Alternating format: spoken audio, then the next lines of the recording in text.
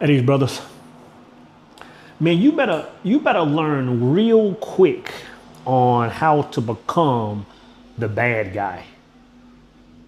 You know what I'm saying? Whatever that means to you, you need to learn real quick on what it really means to become the bad guy.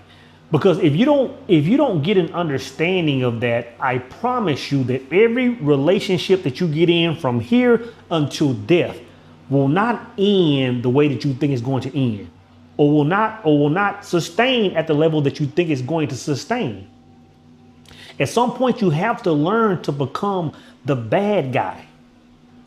And I'm gonna say this, man. I'm 100% sure that a lot of what I'm talking about now is a matter of awareness. And I know this because of that last video I made. There was a few people that like when I said this, or in several videos I've said this. I say, you know what? At some point, you gotta choose how you're going to approach women. Like at some point, you gotta choose whether you're going to be the man that she loves or the man that she lusts. You know what I'm saying? Like you got to pick one.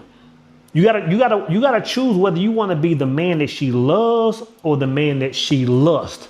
And the only way to be both of those is to be the man that she lusts first. Which means when you enter her world, you must be in that, and I'll use the word just for the sake of the conversation, that bad guy energy, which I'll talk about that in a second about what that really is. You know what I'm saying? That's an awareness that most men don't have. You know what I'm saying? Like a lot of guys, when they think about this beautiful woman and they want to walk down the aisle and get married and they're happy that she wants to marry them, you have to understand that the far majority of the time when a woman wants to get married, she's getting married for security.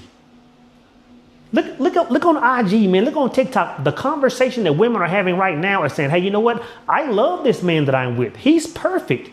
But I don't want to be in this situation. Like marriage is not something I want to do.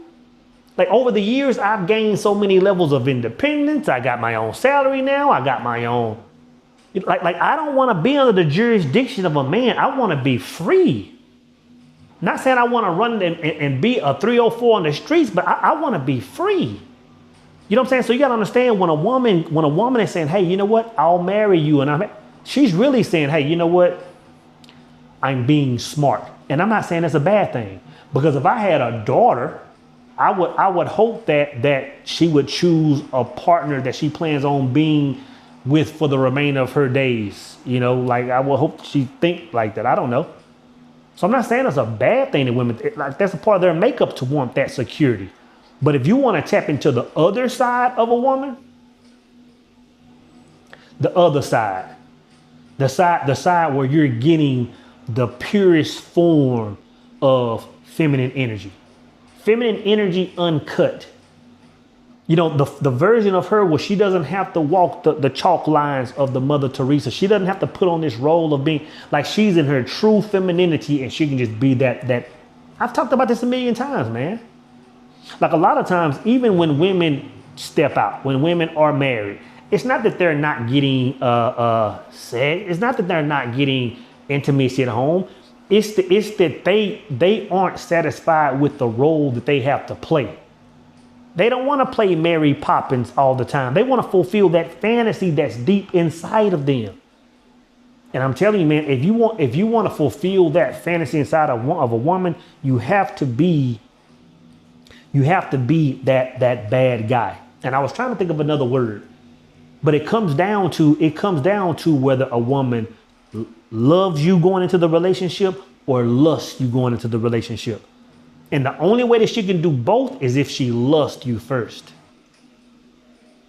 So when you go in with this whole, Carl Winslow type demeanor, and I just want to be a good husband and take care of you, and we take the vacations every year, and I'm going to be the provider. If you go on with that energy, man, it's going to satisfy her for about 5 minutes. And then her nature is going to creep up and she's going to start craving the bad guy. And I'm still thinking of another word, man, but I'll explain what that is in a second, man. Well, I'll just explain what it is now. So it's not necessarily being a bad guy.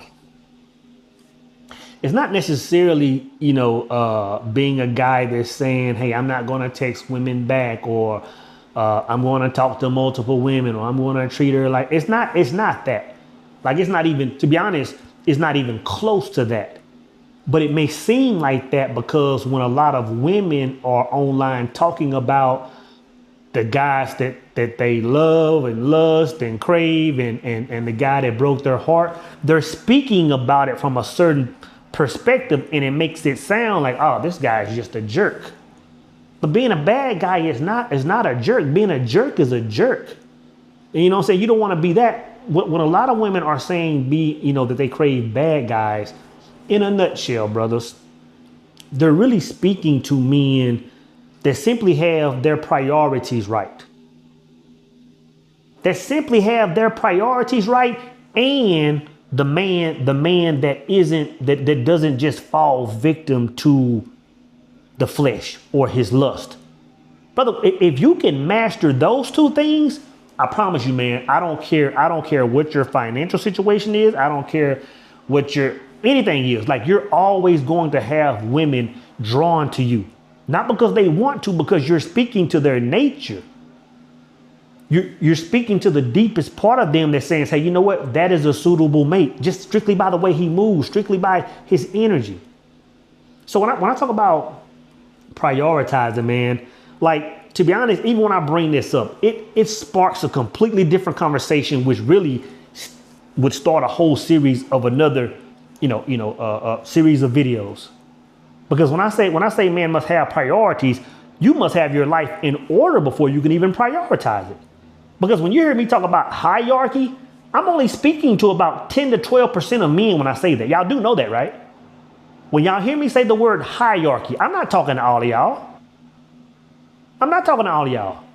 I'm talking to men that have purpose. I'm talking to men that have cause. I'm talking to men that have composed the first badge of man and has found self. I'm only speaking to about 1 out of every 100 men when I'm talking about hierarchy. You know what I'm saying? So if you're gonna have your priorities right, you gotta first have your hierarchy structured. And I'm gonna tell you this, man, when a woman comes into your life, listen to what I'm saying. When a woman comes into your life, if you don't have your hierarchy in place and you're committed to it, you're screwed, brothers. You're screwed. And now I'm not even talking about a baddie. I'm talking about just a little simple around the way chick comes in your life, and she cute, she kind of done up, she's sexy. If she comes in your world, man, and your hierarchy isn't structured, you're screwed. You're done for. You're drifting. You know what I'm saying? So you got to understand that when a woman is saying, hey, I like a bad guy, one thing she's saying is, I like a guy that I don't want to say puts me in my place, but that's what it is. I want to, and I don't mean that as looking at women as lower, but I like a man that puts me on the totem pole where I belong. Not only where I belong, but where I desire to be. You think a woman when she's talking about, oh, I want safety and security, you may think that safety and security, stems from you having a corner office, you having a fat 401k. You might think that's the security that she's looking for, but she's looking for that structure, because she understands that I don't care what the world does. I don't care what the economy does. I don't care if his job ever lays him off or not. I understand if he's operating that energy, and again, I'm speaking to her nature. Her mind, when I say this, she's saying that's what I'm drawn to. Strictly by the way his totem pole is built. I want to be attached to him. I'm drawn to him. You know what I'm saying? He fulfills my fantasy. Now she's lusting that man. But let me go a little deeper on it.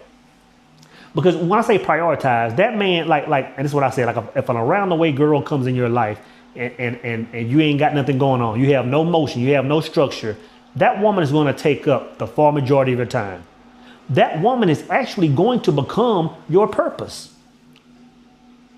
She's actually going to become your purpose, man. And when you become a woman's purpose, or when a woman becomes your purpose, not only does she know it instantly, but instantly, man, I would just say that lust factor is gone.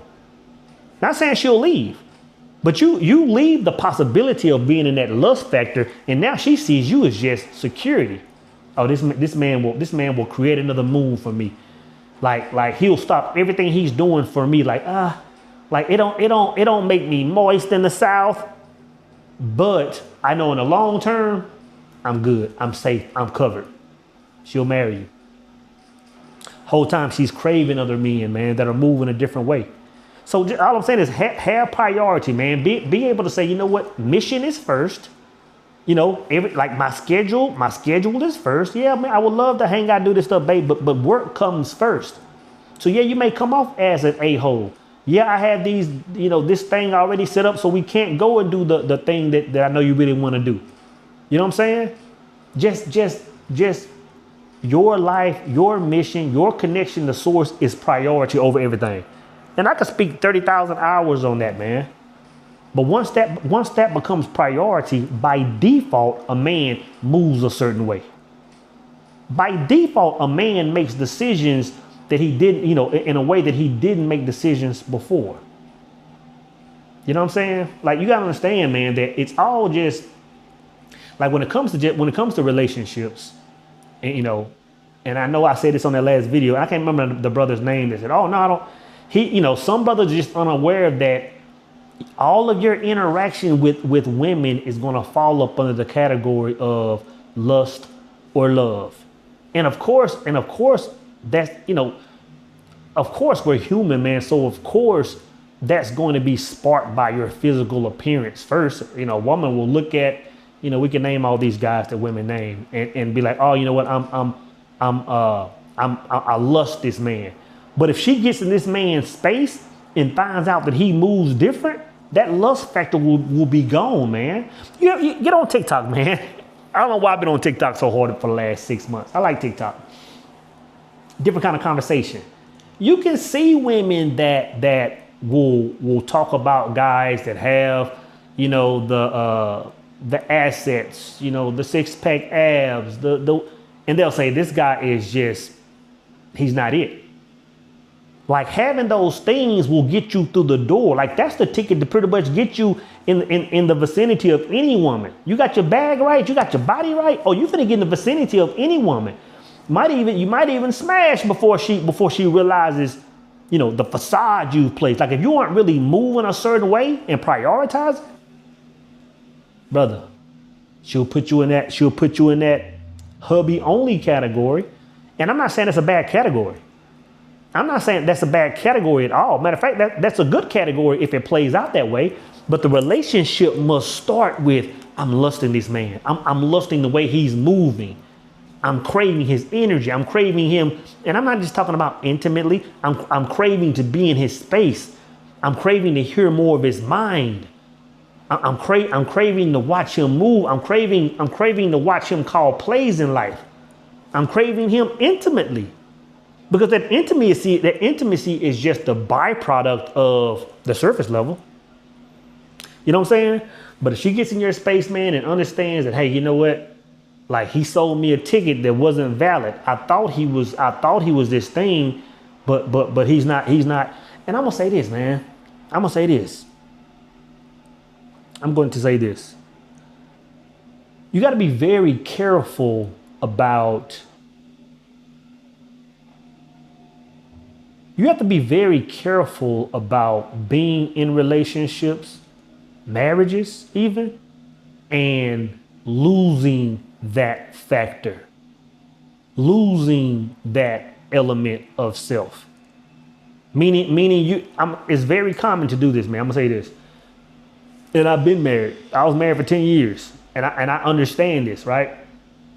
It's very easy to be moving in your element, moving as him, priority, hierarchy, everything in alignment. And then to get in relationships. You get into a relationship, man, with a beautiful woman. She's solid. She's, you know, head on her shoulders. She's supportive, all the shebang. And y'all get into a long-term committed relationship. You have to remember this, man. That man that you were when you went into that relationship, you're never supposed to lose that edge. That edge that you came into, you're never supposed to lose that edge. And what happens is, man, a lot of times men will be in long-term relationships and they'll actually become BFFs with their wives. You know what I'm saying? And I'm just sitting there thinking about, like, when I was married I was married so long ago. I'm trying to think, like, did that happen to me? I don't think that happened to me, man. I think that dynamic stayed in place. But anyway, like, you have to remember, man, like, you're always supposed to be that guy. That energy of hierarchy always first. Even when y'all buy the house, even when y'all get the kids, even when y'all are going to Barbados every year, it's very easy for her to become your BFF and not her being your helpmate as God made her to be. Because if she's your BFF and she's your helpmate, those are two different positions. Those are two different energies you're putting on women. You know what I'm saying? So I want to say, first, a lot of y'all guys in relationships that are even married, never lose that edge. And second, I'm telling the guys that are trying to come in again, like Carl Winslow, never even go into a relationship without that edge. Like, a lot of y'all are going into relationships looking for BFFs. Like, I'm just looking for a solid teammate so I can grow and build with. No, you're not looking for that. You're not looking for that. You are a man that has the ability to live this world and roam life on his own accord and dominate life. And if a woman is going to come in your space, she's coming to assist that mission. Your mission is going to take place whether she's there or not. I'm going to say it again, man. I need y'all to hear this, bro.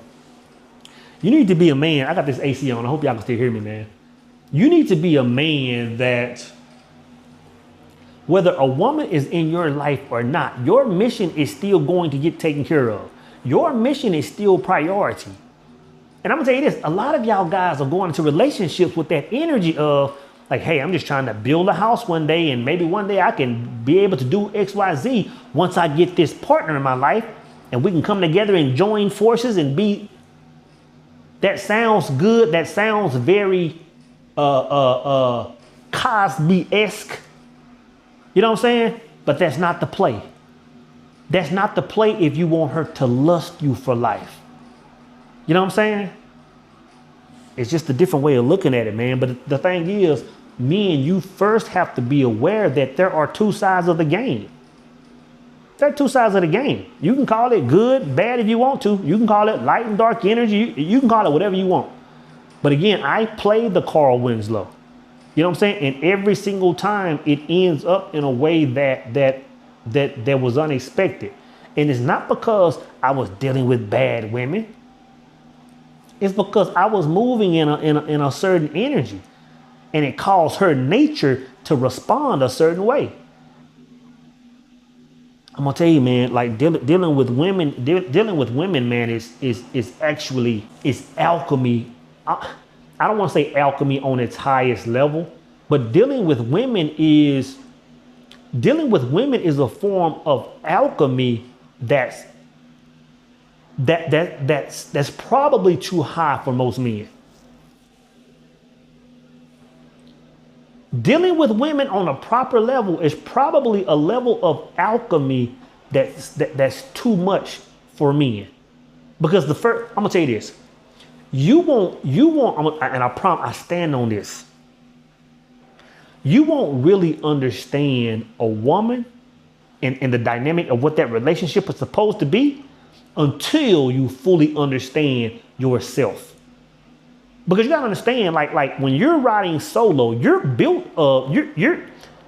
composed of masculine and feminine energy. How else could you conduct the first marriage of man? If you don't understand the beauty of the duality between the marriage of self, finding yourself, then you have no idea what it really means to interact on the highest of levels with a woman. You have no idea. Because it's not about reinventing the wheel when you meet a woman. It's about wash, rinse, and repeating on a higher level. That first marriage of man, that same thing is supposed to take place. Oh, I'm getting on a whole different conversation, man. I'm getting on a whole different conversation. All I'm saying is this. You got to pick a side, brothers. And the side that Disney taught us, the side that sometimes your aunties and your mothers and your big sisters taught you out of love is not the right approach. That approach has been setting you up for failure. That approach has been setting you up to get cheated on. That approach has been setting you up to get divorced. You know what I'm saying? That approach has had you being in relationships with a woman that loves you, but not with the woman that lusts you as well, man. So all I'm saying is, man, you at some point you got to learn to be the bad guy. And being the bad guy is simply first loving self and prioritizing the hierarchy.